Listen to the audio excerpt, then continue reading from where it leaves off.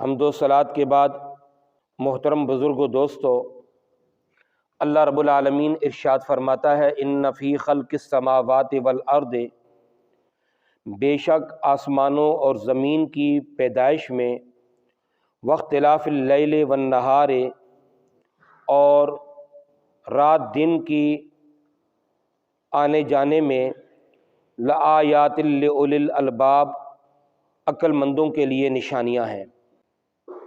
اس آیت کا شان نزول کچھ اس طرح ہے کہ مشرکین نبی پاک علیہ السلام کی بارگاہ میں آئے اور آ کر کہنے لگے کہ آپ ہم کو توحید کی طرف دعوت دیتے ہیں، ہماری عقل نہیں مانتی کہ ایک خدا اتنے بڑے عالم کو کیسے چلا سکتا ہے۔ تو اس آیت میں ان کے اس سوال کا جواب دیا گیا کہ تم عالم کے ذرے ذرے کو دیکھو، رات دن کے آنے جانے کو دیکھو، اتنے ظاہر باہر دلائل ہوتے ہوئے بھی تم اللہ کی توحید پر دلیل مانگتے ہو۔ اب سوال یہ پیدا ہوتا ہے کہ یہ آسمان و زمینوں کی پیدائش اور یہ رات دن کا آنا جانا، یہ اللہ رب العالمین کی توحید پر دلیل کیسے بن سکتا ہے؟ دیکھو، جو چیز آنکھ سے نہ دیکھی جا سکے اس کو اس کی علامتوں سے پہچانا جاتا ہے۔ ہم اللہ رب العالمین کی ذات کو نہیں دیکھ سکتے۔ اب اللہ رب العالمین کی پہچان اس کی مخلوق کے ذریعے، جو اس نے چیزیں پیدا کی اس میں غور و فکر کر کے اس کی پہچان کی جا سکتی ہے، تبھی اللہ رب العالمین کی ذات کی معرفت ہو سکتی ہے۔ اس لیے ہمارے بزرگوں نے فرمایا کہ اللہ کی ذات میں غور و فکر نہ کرو، بلکہ اللہ کی مخلوق میں، اللہ نے جو چیزیں پیدا کی ہیں ان میں غور و فکر کرو۔ اللہ رب العالمین فرماتا ہے آسمان و زمینوں کی پیدائش میں تمہارے لیے نشانی ہے، عقل مندوں کے لیے نشانیاں ہیں۔ نشانیاں کیسے ہیں؟ آسمان کو دیکھو، بغیر ستونوں کے اللہ رب العالمین نے قائم کیا ہوا ہے۔ زمین کو دیکھو، اللہ رب العالمین نے کیسے اس کو بچھایا ہوا ہے، پھر پہاڑوں کے ذریعے اس کے اندر میخیں ٹھونک دیں۔ آسمان و زمینوں میں غور و فکر کرو، رات دن کے آنے جانے میں غور و فکر کرو۔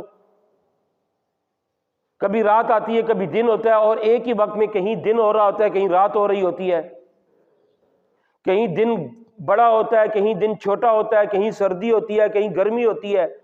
یہ پورا نظام ایک طریقے سے چل رہا ہے، یہ چلانے والا کوئی تو ہے جو اس پورے نظام کو چلا رہا ہے۔ آسمان و زمین کی پیدائش میں غور و فکر کرو، رات دن کے آنے جانے میں غور و فکر کرو۔ اس میں نشانیاں ہیں عقل مندوں کے لیے۔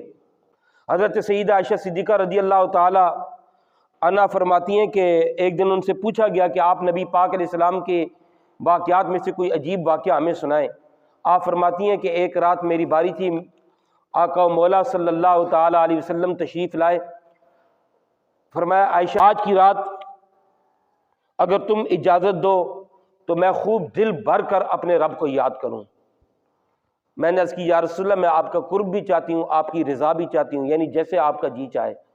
فرماتی ہیں میرے آقا و مولا علیہ الصلوۃ والسلام مصلی پر کھڑے ہو گئے، پوری رات قیام میں، قعود میں، سجدے میں آپ نے گزاری، اور پوری رات اللہ کی بارگاہ میں گڑ گڑا کر روک کر دعائیں مانگتے رہے۔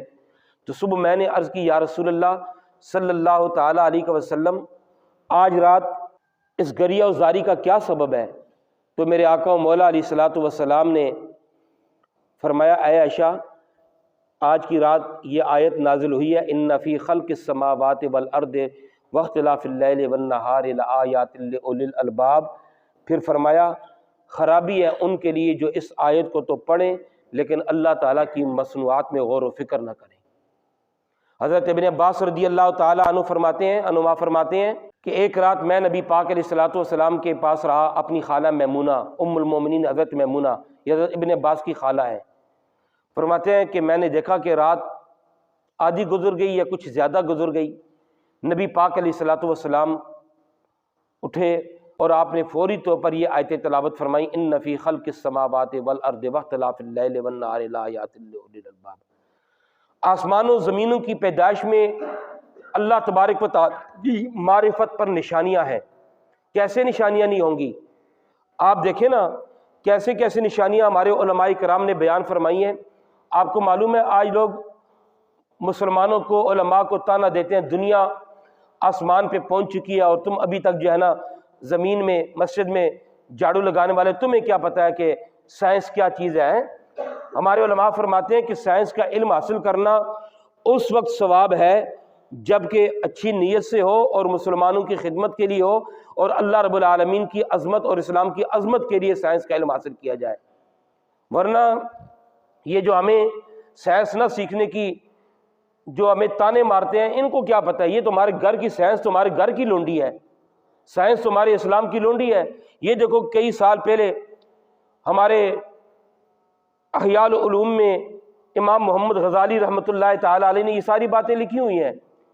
اللہ رب العالمین نے ہمیں آسمان و زمینوں میں غور کرنے کا حکم دیا، فرمایا پہلے اپنی ذات کے اندر غور کرو، پھر زمینی اشیاء کے اندر غور و فکر کرو، پھر بادل ہوا عجائب میں غور کرو، پھر آسمانوں میں غور و فکر کرو، پھر عرش و کرسی میں غور و فکر کرو۔ یہ ہمارے علماء نے جو باتیں لکھی آپ سوچ ہی نہیں سکتے۔ آپ فرماتے ہیں سورج زمین سے بہت بڑا ہے، سورج زمین سے بہت بڑا ہے لیکن اتنا دور ہے چھوٹا سا دکھتا ہے۔ ایک ستارہ ہے جو زمین سے 100 گنا بڑا ہے لیکن اتنا چھوٹا سا دکھتا ہے۔ یہ صرف نیلے آسمان کو دیکھ لینا یہ غور و فکر کرنا نہیں ہے، اس کے اندر جو اشیاء ہیں ان کے اندر غور و فکر کرو۔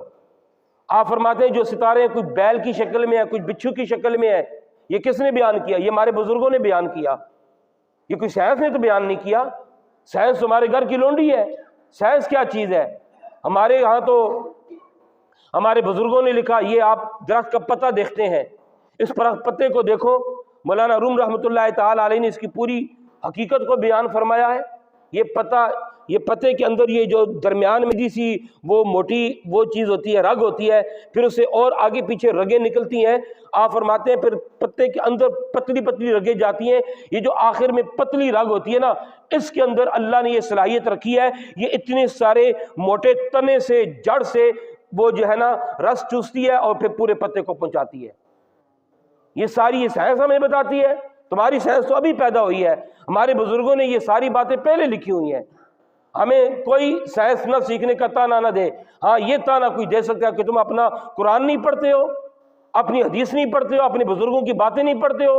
ہاں یہ تانا ہمیں لگتا ہے، ہمیں لگنا بھی چاہیے کہ قرآن ہمارے لیے اترا ہے، حدیث ہمارے لیے آئی ہے، بزرگوں نے ہمارے لیے باتیں لکھی ہیں اور ہم نے دوسروں کے لیے چھوڑی ہوئی ہیں۔ یہ ہمارے اوپر تانا سجتا ہے کہ یہ بولو کہ تم قرآن نہیں پڑھتے ہو، کہ تم حدیث نہیں پڑھتے ہو، تم اپنے بزرگوں کی باتیں نہیں پڑھتے ہو۔ پڑھو اپنا قرآن، پڑھو اپنی حدیث، پڑھو اپنے بزرگوں کی باتیں، اپنے بزرگوں کی تشریحات، تو تمہیں سارا کچھ پتہ چل جائے گا کہ ہمارے بزرگوں نے کیا لکھا ہے۔ فرمایا ان فی خلق السماوات والارض واختلاف اللیل والنہار، بے شک آسمان و زمینوں کی پیدائش میں اور رات اور دن کے آنے جانے میں لآیات لأولی الالباب، عقل مندوں کے لیے نشانی ہے۔ عقل مند کون ہے؟ آج یہاں پہ ہر کوئی اپنے آپ کو عقل مند سمجھتا ہے۔ اولی الالباب، لب اس عقل کو کہتے ہیں جو وہم سے خالی ہو، خیالات سے خالی ہو، یعنی جس کی عقل بالکل صاف ستھری ہو، جو رب کی نشانیوں میں غور و فکر کرے۔ تو اللہ رب العالمین سے دعا ہے ہمیں اللہ رب العالمین اولی الالباب میں شامل فرمائے، ہمیں عقل لب عطا فرمائے۔ عقل تو سب کے پاس ہے لیکن عقل لب کسی کسی کے پاس ہوتی ہے، ہمیں اللہ رب العالمین عقل لب عطا فرمائے۔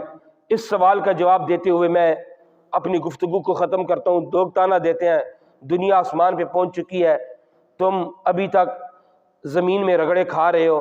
میں نے کہا تم آسمانوں میں پہنچے ہو یا کہاں پہنچے ہو یہ تو ہمیں پتہ نہیں ہے، لیکن اگر ہمارے مسلمان الحمدللہ ایسے ہیں اللہ کے کامل اولیاء کاملین جنہوں نے قرآن و حدیث پہ عمل کیا، تم تو آسمانوں پہ پہنچ کے پھر نیچے آتے ہو، تمہیں راکٹ کی بھی ضرورت پڑتی ہے، اس کی بھی ضرورت پڑتی ہے، تم تبھی اوپر جاتے ہو۔